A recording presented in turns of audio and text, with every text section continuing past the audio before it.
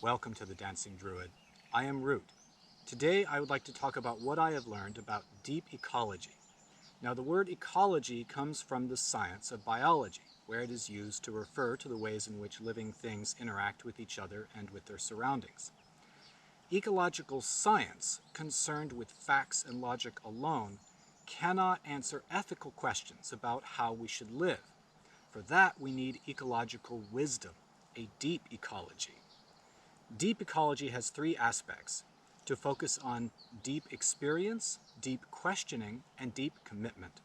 These constitute an interconnected system where each gives rise to and supports the other.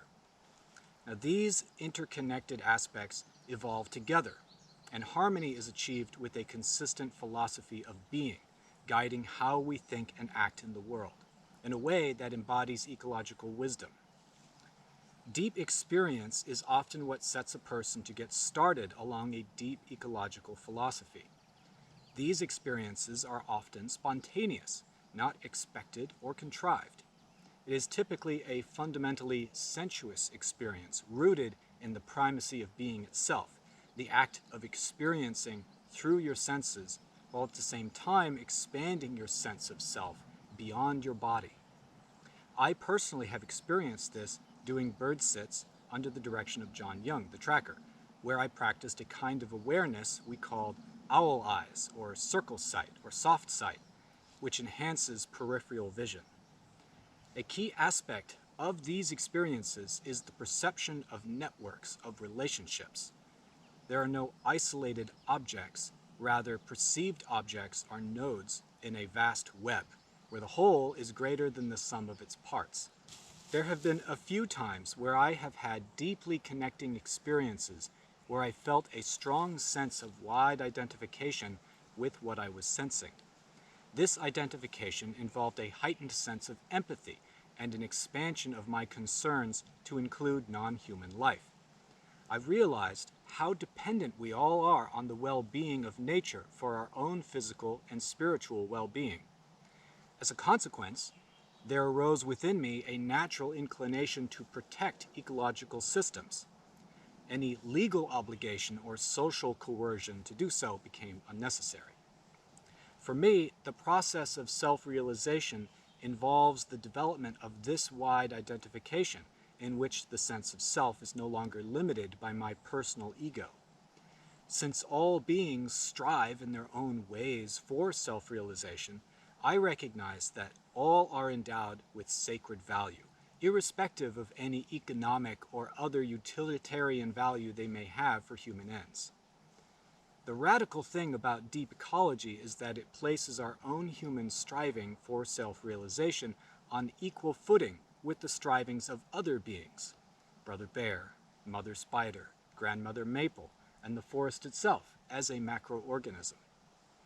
This new sense of belonging to an intelligent universe, revealed by deep experience, can and should lead to deep questioning, which helps to elaborate a coherent framework for elucidating fundamental beliefs, and for translating those beliefs into decisions, into lifestyle and action. The emphasis on action is important. This is what makes deep ecology a movement as much as a philosophy.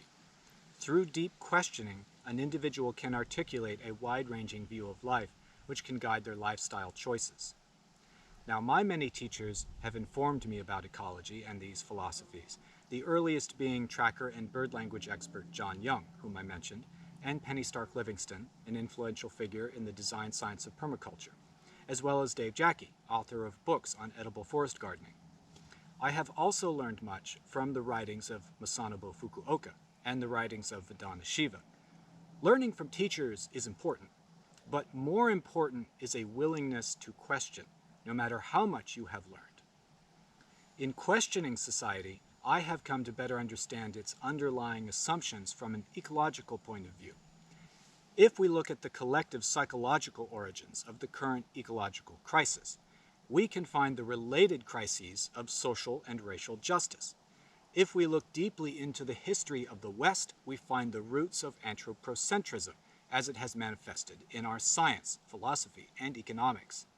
If we question the myth of progress, we can find the current drive for globalization of Western culture and of capitalism, which by its nature leads to the devastation of both human culture and ecological systems, and places the most power-hungry people in positions of power.